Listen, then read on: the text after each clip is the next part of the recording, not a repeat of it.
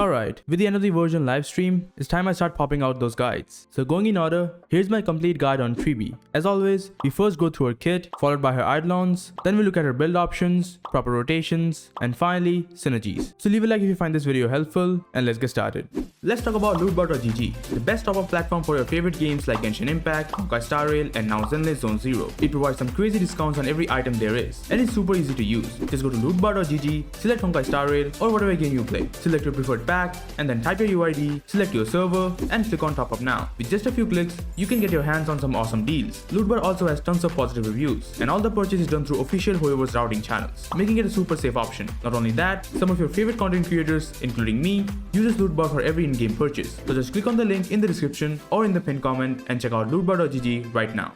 So Tribbie, she's a quantum unit following the path of harmony. She's an incredible AoE buffer and a very capable HP scaling sub DPS. Looking at her base stats, pretty much everything is average at best, except her defense, as it's the second highest beside Firefly. She's got 96 base speed and a 120 energy cost ultimate.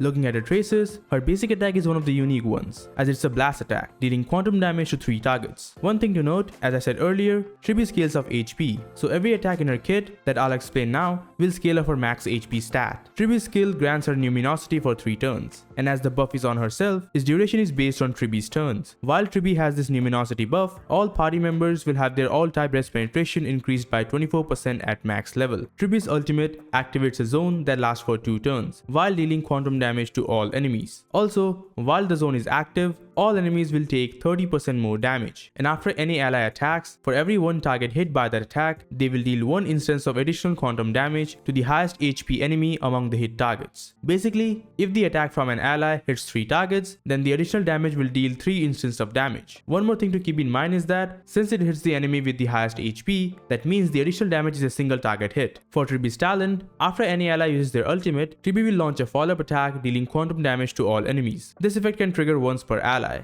and when Tribbie uses her ultimate, it resets the trigger count. So basically, Tribbie can trigger 3 follow-up attacks every ultimate cycle. Finally, her technique. After using it and entering battle, Tribbie gains Numinosity buff for 3 turns, starting the battle with the Res Penetration buff active. For her trace priority, Tribbie is a harmony support, but is also a sub DPS, so having every trace max level is going to be the best option. But to give a simple roadmap, I recommend leveling up her skill and ultimate first, as those two have all the buffs from Tribbie's kit, and the ultimate contains the majority of Tribbie's damage output. Next, level up her talent, as that will increase her follow-up attack damage. And lastly, her basic attack. Since this is not like a typical basic and is a blast attack, the damage from it is not as insignificant as other DPSs. In the end, I do recommend maxing her out completely. Moving on to Tribbie's passives. Her first passive increases her overall damage by 72% every time she uses her follow-up attack. This can stack up to 3 times and last for 3 turns. So at max, this will provide a massive 216% damage boost to Tribbie. And it will be pretty easy to stack up, as at the start of the battle, every character uses their ultimate in the first turn or so, and that will trigger Tribbie's follow-up attack, stacking this damage boost. Her second passive, while the zone from Tribbie's ultimate lasts, her max HP is increased by 9% of the combined max HP of all the units on the team. So this can vary, because every unit can have different HP. So on average, it will be around 1200 to 1400 HP for Tribbie. Lastly, for her third passive, at the start of the battle, Tribbie gains 30 energy, which is great for that first turn ultimate. But also, after other ally attacks, for every enemy hit, Tribbie will gain 1.5 energy, which is really helpful for her, as even though her ultimate cost is 120, the zone only lasts for 2 turns, so we need to spam her ultimate as much as we can. Now this is quite similar to the Herta's passive that also grants her energy the same way, but in her case, she gets 3 to 5 energy, which is a lot. But then again, Herta has a 220 energy cost ultimate, so that makes sense. For her bonus stats, after maxing out her traces, Tribbie gets 37.3% crit damage, 12% crit rate, and 10% HP. A really well balanced stat line. And that's pretty much it. I really like Tribbie's kit because it's not a wall of text, it's not overcomplicated, but still a great unit overall. After all that, it's time for her Eidolons. Let's see if her E1 is as busted as all other harmony supports. Tribbie's E1, while the zone from her ultimate lasts after an ally attacks, aside from the additional damage from Tribbie, now that attack will additionally deal 24% true damage to the enemy hit by the additional damage from Tribbie. So basically, an ally deals damage to 5 targets, then the zone from Tribbie deals additional damage to the hit target with the highest HP, and after that, there will also be some true damage to that target with the highest HP. Now the additional damage scales of Tribbie's stats, but the true 2 damage scales of the allies' attack. This is overall a great E1, but there may be a few things that a lot of players are not considering and thinking that this is busted as hell. First, this 2 damage is a single target hit, and it also does not scales of the number of target hit, like how the additional damage works. So it's a single hit of damage for a single enemy. It's not like the RMC who can add 2 damage to every single instance of an attack. So this is definitely a great E1, but not something insanely broken. Tribbie's E2 increases the damage dealt by the additional damage by 120% of the original damage. This is similar to Acheron's original damage increase, and not a typical damage boost. Also, Tribbie's additional damage now deals 1 extra instance of damage. Tribbie's E4 gives all allies 18% def ignore while the luminosity buff is active. I would have preferred this as her E1 than the true damage. This increases the overall team damage more. Lastly, her E6. When Tribbie uses her ultimate, she also launches her talent's follow-up attack to all enemies. So with this, Tribbie can use 4 follow-up attacks in one ultimate rotation. Also, the damage dealt by her follow-up attack will be increased by 729%. Kind of an odd number, but still, with this, her follow-up attack will become her biggest source of damage, even more so than her additional damage. Overall, Tribbie's Eidolons are even more of a luxury pick than any other support. Say for units like Ruanmei and Robin, their E1 can be worth it as they provide something that benefits their entire team. And I'm not saying every Harmony E1 has to benefit their team, but a single instance of true damage, at least in my opinion, not worth your jades. As I said earlier, if her E4 was her E1, then I would have recommended going for it, but Hoyo is not so generous, I guess. By the way, if you're enjoying the content, please consider subscribing as it does help the channel grow and motivates me to make more content for you guys.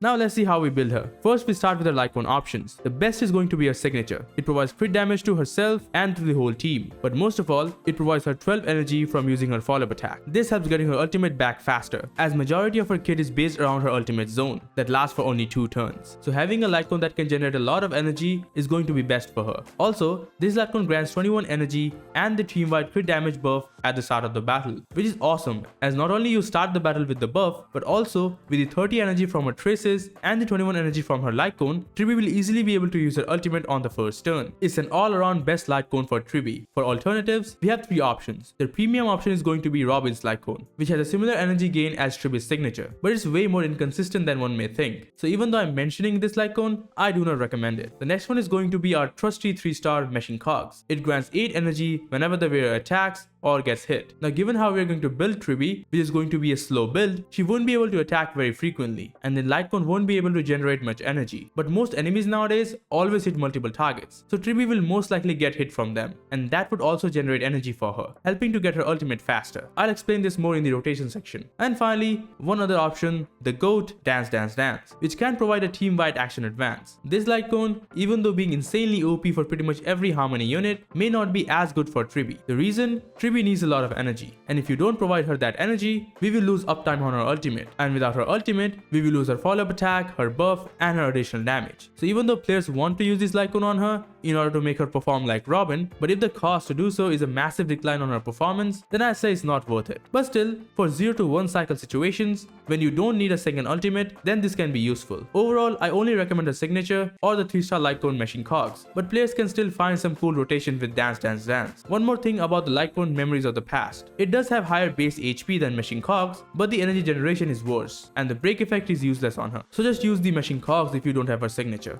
As for the question, which is better between her signature and her E1, I'd say her signature Lightcone. It's not even close. The amount of utility it provides is much better for overall team damage output than her E1. On to her relic sets. There are a few options that you can use on her, but nothing can compare to the Poet of Morning Collapse. This set provides a whopping 32% crit rate, making Tribbie super easy to build. As our first HP scaling Harmony support, there aren't many Lightcones which can provide good crit stats for her, and without a decent build, her damage is going to fall down by a lot, unless you have her signature Lightcone. But even with her Lightcone, this is going to be her best in slot. The condition only requires having speed below 95 at the start of the battle. That means, if you get any speed boost in the battle, it won't affect this set. So the only thing you need to worry about is having below 95 speed on her stats, which is not that hard, because even if you get a few extra speed rolls, as long as you are not above 1 or 2 speed, you are good to go, because this set also decreases speed by 8%. So even with Tribbie's base speed being higher than 95, with the decrease in speed, you can activate this set. A good alternative is going to be the Quantum set, but only if you have a good crit ratio on her. Otherwise, just use the other set I just mentioned. For Ornaments, the upcoming Bone Collection set is going to be her best option. It increases her HP, which is like attack for her, and it provides her crit damage. And I've already said how important crit stats are for Tribbie. She already gets damage boost from her kit, and without any extra help with crit stats, it's going to be extremely hard to build her. The only condition is having 5k HP, which is not going to be a problem, as I'll discuss in the stats section. One alternative will be the Lushaka set, as it can provide attack increase to one of her teammates, but having her own damage increased with the crit damage buff from the set is better, as that will increase the overall team damage more.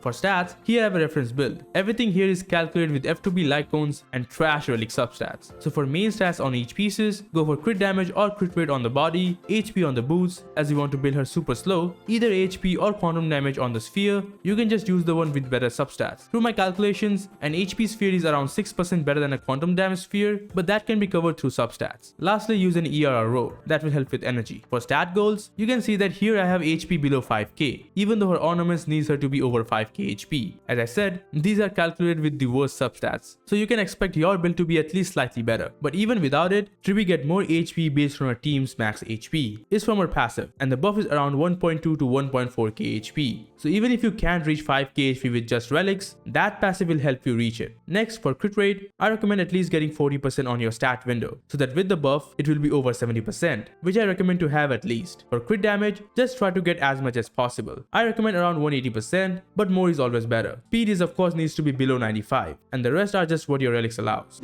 Now for Tribbie's optimal rotations, as her skill's luminosity buffs last for 3 turns, that means her optimal rotation is going to be a skill basic rotation. That will allow her to be SP positive, and as her ultimate only lasts for 2 turns, we need to get her ultimate back every 2 turns. So here's a chart showing 3 ultimate rotations with meshing cogs. Her follow-up attack generates 5 energy, so 3 of them will be 15 energy, and of course her passive. Now this can generate a ton of energy on certain teams. Like in a team with Herta and Jade, their constant AoE attacks can generate more than 30 energy every ultimate cycle. But if you take a unit like Mayday, who only has burst attacks, the energy gain is not as insane. But given you will use him with Sunday, he will take quite a lot of turns. So to take an average, I just took 15 energy from the passive, and with all that, Tribbie can easily get 120 energy every 2 turns. Do note that I did not take into account any extra energy from defeating a target or the energy you get from getting hit by them. So you'll definitely get more energy than this chart. But now let's look at her signature Lightcone, which is a crazy energy generator for Tribbie. This provides 12 energy every follow-up attack. So with this, she doesn't even need her passive. Just this Lightcone alone can generate enough energy for Tribbie. Shows how good her signature Lightcone is for her. But still,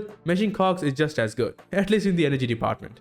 And finally, some team synergies. As a super universal harmony support, I'd say even more universal than Ruan Mei, Tribbie can work on any team or with any character. And since she's a team-wide buffer, a dual DPS team is going to benefit the most from her. Currently, the best team for Tribbie is going to be a Herta Jade team with Lingsha. All 3 of these units benefit from Tribbie, as their AoE attacks maximize the initial damage from her. And also, having so many AoE attacks will generate a ton of energy for Tribbie. Previously, we were using Robin here, but Tribbie is a lot better. And looking at this team, you can just switch units based on your roster. Like you can switch the Herta with Argenti or Yunli. The last minute changes to Tribbie's kit did kinda balance her a bit, but she still stays as their best support. Both Yelni and Argenti have burst and AoE attacks, which benefit from the additional damage and also generate a lot of energy for Tribbie. What about some 4 stars? Units like the 4-star Herta and Saval can also be used with Tribbie. Having buffs that can universally benefit any and every unit in the game makes Tribbie extremely flexible. With the damage dealers, you can also switch the sustains. Even though Lingsha is the best here, you can use Aventurine as well, or you can use a high-speed Gallagher with Crit Pro Quo. That'll generate a lot of energy for the team, and the constant ultimates will trigger follow-up attacks from Tribbie. Just like the Herta, Jade and Lingsha team is the most premium team for Tribbie, the 4-star Herta, Saval and Gallagher team is going to be the best F2P team for Tribbie. Now let's also add some future units. The upcoming damage dealer Mayday benefits a ton from Tribbie. As an HP scaler like Tribbie, he benefits less from units like Robin. If you're going for Mayday, having Tribbie in your account will benefit a lot. Lastly, about follow-up attack units like Fei Xiao. Now through my calculations, I found Robin to be slightly more consistent than Tribbie for those teams, but Tribbie was just as good most of the times. So if you do have Fei Xiao but lost your 50-50 on Robin, then you can use Tribbie in her place. I can go on and on about every single DPS in HSR, but basically Tribbie is a unit that can work with every type of team archetype. So if any of your team needs the harmony support, then Tribbie can fill that role the best, or just as good as the best for that role.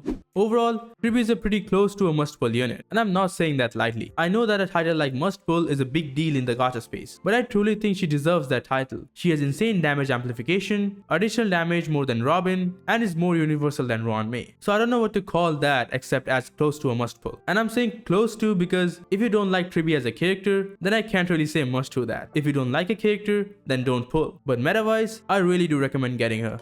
And that's all for this Tribbie guide. I hope you guys understood everything I said in this video. If you guys have any further questions, leave them in the comments and I'll try my best to answer them. Like and sub if you enjoy my content. Thanks a lot for watching and I'll see you guys in the next one.